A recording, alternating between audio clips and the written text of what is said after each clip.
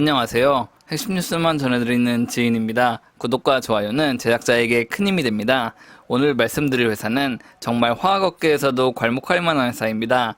제가 얼마 전 커뮤니티에서 SKIET와 효성화학에 대해 말씀드렸었는데 SKIET 같은 경우는 국내 유일무이의 분리막 제조업체고 배터리 3사도 이 회사에서 제조되는 분리막을 구입하고 있기 때문에 이에 대해 따로 언급드리지는 않았습니다.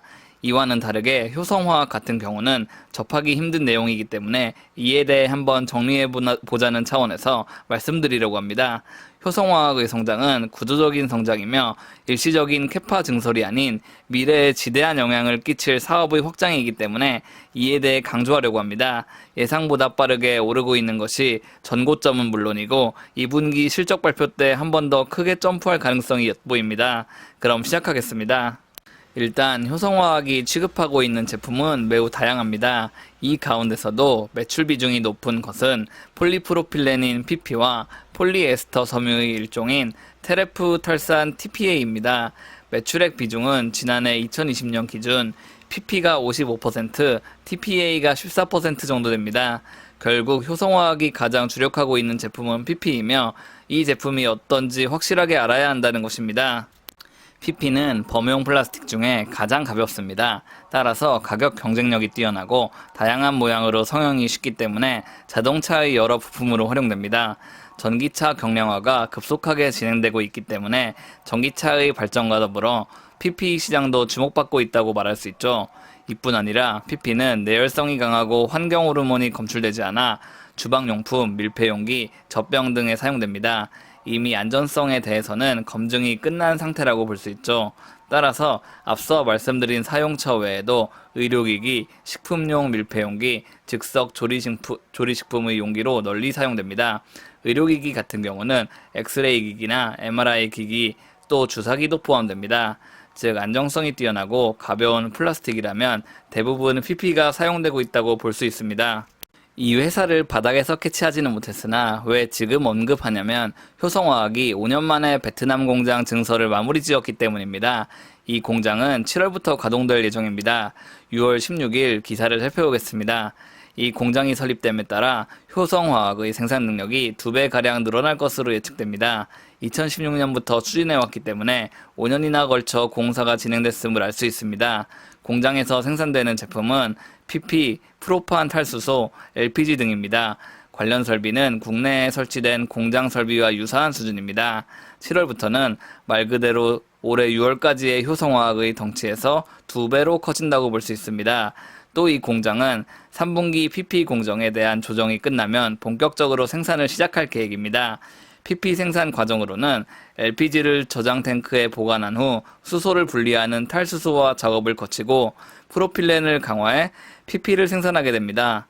이 수직 계열화 공장이 마무리된다는 것은 베트남 공장이 완전한 재구시를 하게 된다고 볼 수 있습니다. 수직 계열화의 중요성은 마진에서 나타나며 추가 원료 조달에 대한 부담을 줄일 수 있다는 데 있습니다. 이뿐 아니라 베트남의 외국 투자 기업 감세 정책으로 15년 동안 낮은 세율을 받게 됩니다. 여러모로 이익이라는 말이죠. 베트남 PP 수요는 2023년 연평균 7에서 8%의 성장이 예상됩니다. 그런데 베트남의 자금률은 32% 수준입니다. 즉 공장이 가동되자마자 효성화학은 베트남에서의 폴리프로필렌 생산 능력 1위 업체가 된다는 말이죠. 흑자는 내년 3월부터 발생할 예정입니다. 공장 가동 후 1년 내에 흑자가 예상된다는 것은 정말 엄청난 일입니다. 즉 매우 긍정적인 전망이라고 볼 수 있죠. 이번에는 키움증권의 자료를 살펴보겠습니다. 이 리포트에서는 지역 간 PP의 가격 차이로 인한 차익거래 효과에 대해 강조하고 있습니다. 동남아, 동북아에서 PP의 수요는 엄청난 상황입니다. 물론 최근 공급 확대에 따라 가격이 일부 하락하기는 했으나 동아시아에서 판매하지 않고 미국, 유럽 등에 공급할 방안도 충분히 있다고 말하고 있습니다. 따라서 선박을 원활히 확보해 경쟁업체보다 미국향, 유럽향 PP 확대를 하고 있는 것도 긍정적으로 보고 있습니다. 한국과 동남아시아의 PP 가격 추이를 보면 동남아시아에서 판매하는 게 다소 유리합니다. 그리고 오른쪽 그림을 보면 미국과 한국의 가격 차이가 더 큰 것을 볼 수 있습니다. 즉 미국의 PP를 판매하면 더 큰 이익을 얻을 수 있다는 말이죠. 미국은 올해부터 2025년까지 전기차 비중을 크게 늘릴 방침이기 때문에 다량의 PP가 필요할 것으로 예상되며 이에 맞춰 효성화학은 캐파를 충분히 늘렸다고 볼 수 있습니다. 게다가 효성화학이 잘 나가는 이유는 또 있습니다. 최근 주가를 보면 효성화학, 효성TNC, 효성첨단 소재가 연달아 잘 나가고 있는 모습을 볼 수 있습니다. 이는 최초의 원료가 되는 효성화학의 TPA가 효성TNC와 효성첨단 소재에 사용될 수 있고 여러 사업들이 긴밀하게 이어져 있기 때문입니다. 이익이 대폭 개선되면서 EPS가 크게 증가하고 있다는 점도 긍정적으로 꼽힙니다. 2018년 분할이 이뤄진 다음부터 각각의 회사들의 밸류가 크게 높아지고 있다고 볼 수 있습니다. 덩달아 시너지 효과도 주목받고 있는 실정입니다. 중국에서 폴리프로필렌 수요가 엄청나다는 것도 효성화학의 호재로 꼽힙니다. 지난해 8월 11일 코트라의 자료입니다. 중국의 PP 소비량은 정말 매년 증가하고 있습니다. 전기차 시대를 제패하고 싶어하고 미국을 뛰어넘기 위해 안간히 힘을 쓰고 있으니 당연한 성과라고 볼 수 있습니다. 현재 중국은 한국으로부터 가장 많은 PP를 수입하고 있습니다. 그리고 중국에 이어 가장 제값을 받고 있는 제품은 한국의 PP입니다. 즉 가격 경쟁력이 높다고 할 수 있습니다. 물론 중국은 이미 많은 PP 생산업체를 보유하고 있습니다. 계속 덩치를 키우고 있는 중이죠. 그러나 여전히 고급 PP는 해외로부터 수입하고 있습니다.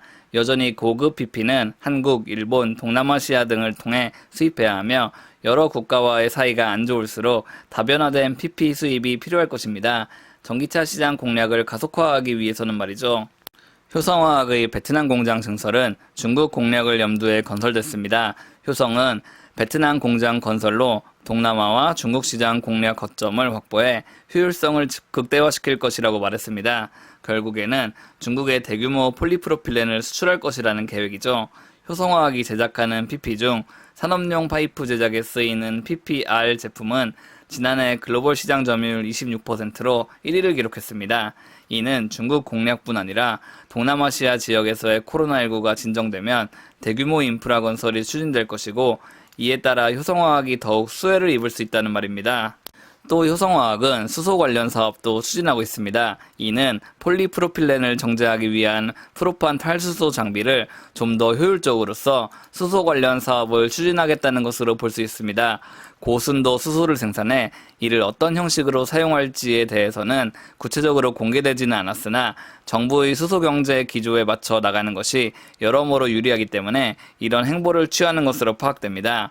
LPG를 통해 수소 사업을 추진하고 있는 것도 마찬가지라고 할 수 있죠.